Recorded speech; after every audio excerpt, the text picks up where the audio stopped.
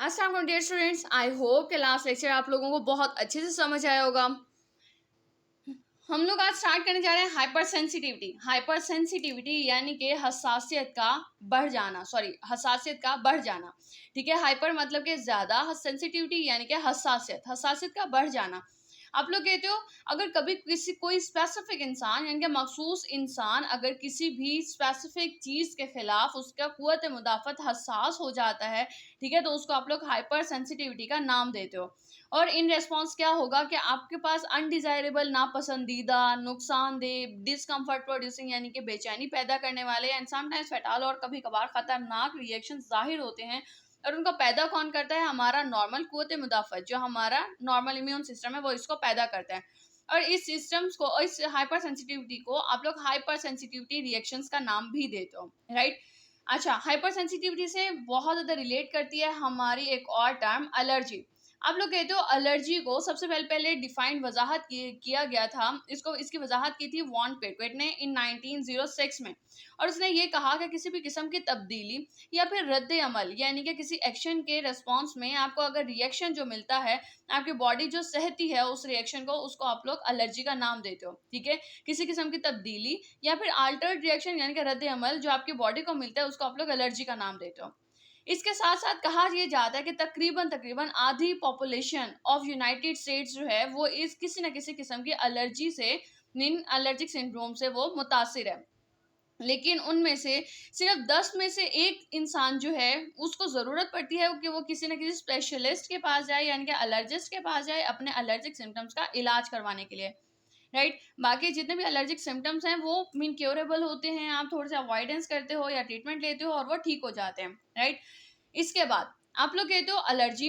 Allergy होती क्या है? According to British immunological society क्या कहती है? वो ये कहती है कि एलर्जी जो है वो एक स्पेसिफिक मखसूस हसासियत का बढ़ जाना है किसी भी फर्द के अंदर किसी बैरूनी अज्जा की वजह से। ठीक है, होता क्या है, ये अज्जा अमूमन प्रोटीन होता है, ठीक है, जो सिर्फ और सिर्फ उस मखसूस इंसान को ही मुतासिर करती है, या when a specific individual is expose, जब कोई मखसूस इंसान उससे आमना सामना करता है तभी ये एलर्जी उसके अंदर पैदा होती है। ऐसा नहीं है कि कोई इंसान अगर पीनट से एलर्जिक है, ठीक है, यानी कि मूंगफली से अगर एलर्जिक है तो उसके इर्द गिर्द रहने वाले तमाम लोग भी उससे उस मूंगफलियों से एलर्जिक हो जाएंगे, ऐसा नहीं होता। ठीक है, अच्छा, फिर आप लोग कहते हो कि इसके अलावा एलर्जी क्या है?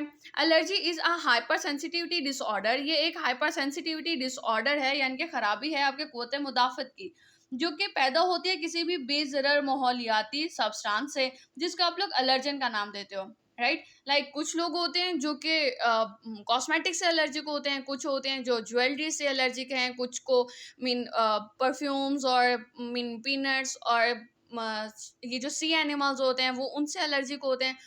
कुछ लोग जो होते हैं वो गोश्त से भी, मीट से भी एलर्जिक होते हैं। कुछ लोग मिल्क से एलर्जिक होते हैं। तो ऐसा नहीं है कि कोई भी इंसान अगर एक चीज़ से एलर्जिक है तो वो सबसे एलर्जिक हो जाएगा, ऐसा भी नहीं होता। और ना ही ये है कि अगर कोई भी एक इंसान वो किसी मखसूस चीज़ से एलर्जिक है और उसके इर्द गिर्द रहने वाले भी तमाम लोग उसी चीज़ से ही एलर्जिक हो जाएंगे, ऐसा कुछ नहीं होता। ठीक है, और जिस चीज़ से वो एलर्जिक है उसको आप लोग एलर्जन का नाम देते हो, राइट। और इसके साथ-साथ ये भी गौर करके कहा गया है या फिर ज़ोर देकर कहा जाता है कि एलर्जी जो है वो हाइपर सेंसिटिविटी की 4 इकसाम में से एक किस्म का नाम है, ठीक है? जिसको आप लोग टाइवान हाइपर सेंसिटिविटी भी कहते हो और इमीडिएट हाइपर सेंसिटिविटी भी कहते हो। इसको इमीडिएट हाइपर सेंसिटिविटी क्यों कहा जाता है, ये मैं आपको आगे चल के बताऊँगी। अब एलर्जी का पूरा गेम खेलने के लिए आपके पास 3 प्लेयर्स होना लाज़मी है। नंबर 1 आपके पास एलर्जन हो, जो पैदा करेगा एलर्जी। नंबर 2 एंटीबॉडी हो, जो कि हमारी बॉडी पैदा करेगी इन रिस्पॉन्स। और नंबर 3 केमिकल मीडिएटर्स होने चाहिए, जो कि इन रिस्पॉन्स ऑफ एंटीजन यानी कि एलर्जन विद एंटीबॉडी रिएक्शन पैदा होते हैं। ठीक है, जब इन दोनों का इंट्रैक्शन होता है तो फिर केमिकल मीडिएटर्स पैदा होंगे। अच्छा, अब एंटीबॉडी क्या होती है? सबसे पहले एंटीबॉडी जो है वो प्रोटीन की एक किस्म है जो कि हमारी बॉडी का जो कुव्वत मुदाफ़त है वो पैदा करेगा इन एंटीबॉडीज़ को, जब कभी वो डिटेक्ट कर लेता है, जांच लेता है कि हमारी बॉडी के अंदर कोई हार्मफुल सब्सटेंस है यानी कि खतरनाक मादा मौजूद है, राइट। जिसको आप लोग एंटीजन का नाम दे रहे हो या फिर आप लोग एलर्जन का नाम दे रहे हो, राइट। इसके बाद आप लोग बात करते हो एलर्जन की। एलर्जन क्या है? एलर्जन वो फॉरेन सब्सटेंस है या फिर बैरूनी ज़र्रात हैं जो कि उकसा रहे हैं किसी भी रिएक्शन को, ठीक है, किसी भी किस्म के रिएक्शन को उकसा रहे हैं, ये वो सब्सटेंस है जो कि वजह बनता है एलर्जिक रिएक्शन का। या फिर आप लोग ये भी कहते हो कि allergens are particles that in some people, के वो कुछ लोगों के अंदर, तो उसका कुछ लोगों के अंदर जो उनका कुव्वत मुदाफ़त है वो उनको जांचेगा एज अ फॉरेन, यानी कि बैरूनी ज़रात के तौर पे जांच लेगा, या फिर उनको ख़तरनाक समझने लग जाएगा, जबकि वो किसी भी किस्म की वजह नहीं बनता response for most of other peoples, यानी कि कुछ बहुत सारे लोगों के अंदर, बहुत सारे दूसरे लोगों में किसी किस्म का रेस्पॉन्स ज़ाहिर नहीं होता, लेकिन कुछ लोगों के अंदर वो एज अ फॉरेन सब्सटेंस समझने लग जाते हैं उसका कुव्वत मुदाफ़त, और उसको ख़तरनाक लेने लग जाते हैं, ठीक है, और फिर अपने इम्यून सिस्टम को एक्टिव कर देते हैं कि हाँ जी, हमारे बॉडी के अंदर तो कोई ख़तरनाक चीज़ दाखिल हो गई है और बस अब इसके खिलाफ रिएक्शन शुरू करो, राइट। अच्छा, अब कुछ एग्जांपल्स आ जाती हैं कि एलर्जेंस की, कि कुछ लोगों को किस किस चीज़ से एलर्जी है। कुछ लोगों को पोलन से होती है, यानी कि जो फूलों के दाने होते हैं उनसे, घास के ऊपर छोटे छोटे से दाने मौजूद होते हैं उनसे होती है। डस्ट किसी किसी को गर्द गुबार से होती है, कुछ लोगों को स्पेसिफिक केमिकल से होती है, कुछ लोगों को ड्रग्स से होती है लाइक एंटीबायोटिक्स, और कुछ और अद्वियात से जो कि आप लोग स्किन के ऊपर लगाते हो, या फिर कुछ लोगों को ऐसी मेडिसिन से भी होती हैं जो कि आप लोग इंट्रावीनसली लेते हो। फिर आप लोग कहते हो कि कुछ लोगों को खानों से होती है लाइक दूध से, चॉकलेट से, स्ट्रॉबेरी से, या फिर व्हीट गंदम से होती है, ठीक है। फिर कुछ लोगों को परफ्यूम से होती है, ठीक है, यानी कि जो खुशबू वाली जितनी भी मतलब चीज़ें होती हैं उनसे होती है। कुछ लोगों को प्लांट्स पौधों से होती है, कुछ लोगों को धुएं से होती है। और जिन लोगों को इससे एलर्जी होती है तो वो प्रॉपर अपना ट्रीटमेंट करवाते हैं, पहले तो अवॉइडेंस करेंगे, फिर ट्रीटमेंट करवाएंगे, ट्रीटमेंट नहीं हो रहा तो इम्यूनोथेरेपी की तरफ जाते हैं। इसकी पूरी पूरी मेडिकेशन को हम लोग आगे चल के डिटेल में पढ़ेंगे, राइट। ये हो गया हमारा एलर्जन। अब हम लोग पढ़ते हैं लाइक साइंस और सिम्टम्स। अगर कभी हमारे कोई सा एक ऑर्गन अगर मुतासिर होता है तो उसके उसके मीन रेस्पॉन्स में हमारे कौन कौन से सिम्टम्स अलामात जाहिर होंगे, right. Science and symptoms of allergy की बात करते हो तो आप लोग कहते हो, हम लोगों ने इस साइड पर ऑर्गन्स लिख लिए और इस साइड पर हम लोगों ने लिख लिया उसके सिम्टम्स के कौन कौन से सिम्टम्स अपीयर हो रहे हैं। एज फॉर एग्जाम्पल, अगर आप लोग नोज की बात करते हो, अगर तो मीन नाक मुतासिर हुई है तो क्या होगा कि swelling of the nasal mucosa हो जाता है, स्वेलिंग यानी कि फूल जाती है, या फिर आप लोग कहते हो सोजिश हो जाती है किसकी, नेजल म्यूकोजा। म्यूकोजा यानी कि हम लोगों ने पहले भी पढ़ा था, म्यूकोजा क्या होती है, यानी कि एक अंदरूनी झिल्ली जो चिपचिपी गीली गीली से होती है। तो आप लोग कहते हो जो नेजल म्यूकोजा है यानी कि नाक की अंदरूनी झिल्ली जो है जो चिपचिपी गीली गीली सी होगी, उसकी अगर स्वेलिंग हो जाती है, सोजिश हो जाती है, तो उसको आप लोग एलर्जिक राइनाइटिस का भी नाम देते हो, ठीक है। अच्छा, एक और बात के बच्चे, जहाँ जहाँ पर भी टिस आता है, TIS आता है, उसको आप लोग इन्फ्लामेशन कहते हो, ठीक है, यानी कि सोजिश हो जाना। यहाँ पे राइनाइटिस है, एलर्जिक राइनाइटिस है, यानी कि नेजल म्यूकोजा की इन्फ्लेमेशन हो रही है, ठीक है। Next thing, sinuses. साइनसिस क्या होता है, साइनसिस अमूमन इस्तेमाल किया जाता है खला के लिए, ठीक है। अगर आप लोग नेजल साइनसिस की बात करते हो तो आप लोग कहते हो नाक के बैक साइड पे जो थोड़ी सी खला है, जो साइनसिस मौजूद है, कैविटी मौजूद है, अगर उसकी साइनोसाइटिस है तो आप लोग कहते हो साइनसिस की अगर इन्फ्लेमेशन हो गई है तो उसको आप लोग एलर्जिक साइनोसाइटिस का नाम देते हो, यानी कि नेजल कैविटी की अगर इन्फ्लेमेशन हो गई है, सोजिश हो गई है, वहाँ पे रतूबत भर गई है, नेजल सिक्रीशंस वहाँ पर इकट्ठी हो गई हैं, जमा हो गई हैं, नाक बंद हो गई है, तो उसको आप लोग एलर्जिक साइनोसाइटिस का नाम देते हो, राइट। फिर आइज़ की, अगर आइज़ मुतासिर होती है तो क्या होता है कि आँख सुर्ख हो जाती है, इचिंग खारिश होने लग जाती है, या इचिंग होता है कंजक्टाइवा। कंजक्टाइवा क्या है, हमारी आँख की झिल्ली, ठीक है। और अगर तो इस कंजक्टाइवा की इन्फ्लेमेशन हो जाती है यानी कि सोजिश हो गई है तो आप लोग इसका नाम देते हो एलर्जिक कंजक्टिवाइटिस का, ठीक है। कंजक्टिवाइटिस, टिस आ गया यानी कि इन्फ्लेमेशन हो गया किसकी, कंजक्टाइवा की इन्फ्लेमेशन हो गया। नेक्स्ट थिंग, आप लोग एयरवेज की बात करते हो, यानी कि सांस की जो नालियां हैं उनकी, अगर ये मुतासिर होते हैं तो क्या होता है, स्नीजिंग हो जाती है यानी कि छींकें आती हैं, कफिंग खांसी होने लग जाती है, ब्रोंको कॉन्स्ट्रिक्शन यानी कि सांस की नालियां नॉर्मल से सुकड़ जाती हैं, ठीक है। वीजिंग खरखराहट की आवाज़ आती है, डिसपनिया यानी कि सांस का रुक कर आना, या फिर मीन मुश्किल से आना, या फिर समटाइम्स अटैक्स ऑफ अस्थमा यानी कि कभी कभार क्या होता है, दमा का हमला भी होता है, राइट। नेक्स्ट थिंग, ईयर्स की बात करते हो, अगर तो कान अगर मुतासिर होते हैं तो क्या होता है, आप लोग कहते हो कि अगर तो ईयर्स अगर कान मुतासिर हो गए तो क्या होगा कि फीलिंग ऑफ फलनेस यानी कि कान का भरा हुआ महसूस होना, पॉसिबली पेन यानी कि मुमकिन है कि दर्द भी हो कान में, एंड इम्पेयर्ड हेयरिंग, और मीन सुनने में खराबी पैदा होना, इम्पेयर्ड यानी कि खराबी पैदा होना, सुननाई में, ठीक है, यानी कि सुनने में खराबी पैदा होना।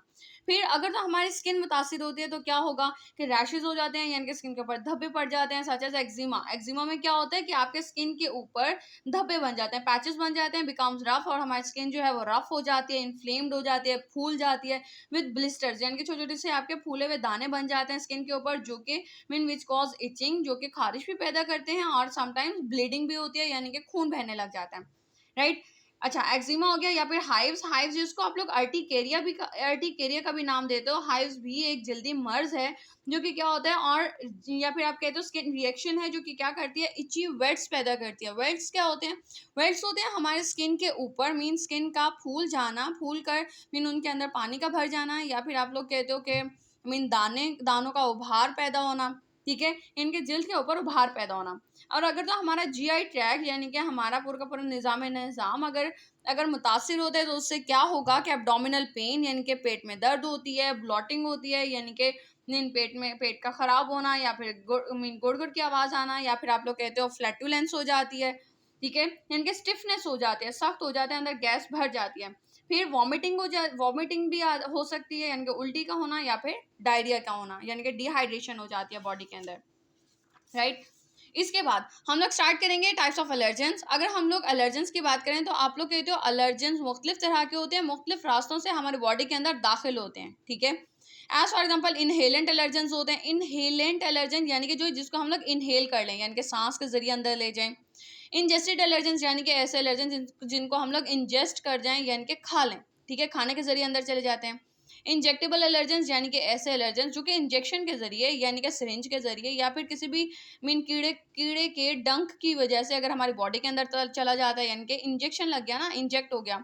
या फिर कॉन्टेक्टेंट एलर्जेंस यानी कि ऐसे एलर्जेंस जो कि क्या होते हैं कि जो कॉन्टेक्ट के जरिए, यानी कि हमारे स्किन के ऊपर आकर लगे वो, ठीक है, और कॉन्टेक्ट के साथ वो हमारे स्किन के ऊपर उन्होंने एलर्जी पैदा कर दी, राइट। एज फॉर एग्जाम्पल हम लोग कॉस्मेटिक्स लगाते हैं स्किन के ऊपर, तो उससे दाने बन जाते हैं। या फिर आप लोग कह दो कि आप लोग घड़ी पहनते हो, या आप किसी किस्म की ज्वेलरी पहनते हो जो कि स्किन के साथ कांटेक्ट करती है और वो एलर्जी पैदा करती है, ठीक है। सबसे पहले हम लोग स्टार्ट करेंगे इनहेलेंट एलर्जेंस, यानी कि ऐसे एलर्जेंस जो कि बजरिया सांस या बजरिया हवा हमारी बॉडी के अंदर, या आप कहते हो हमारे रेस्पिरेटरी ट्रैक्ट के अंदर वो दाखिल हो जाते हैं, ठीक है। ऐसे एलर्जेंस को आप लोग इनहेलेंट एलर्जेंस का नाम देते हो। These allergens are dispersed in air, ये हवा के अंदर फैले हुए होते हैं। And when we inhaled air, और जब हम लोग हवा में सांस लेते हैं, these allergens also enter in our respiratory tract, तो ये क्या करते हैं, ये भी हमारे जो रेस्पिरेटरी ट्रैक है, निज़ाम तनफ़ुस यानी कि सांस लेने का जो निज़ाम है उसके अंदर ये दाखिल हो जाएंगे और ये एलर्जी पैदा करते हैं।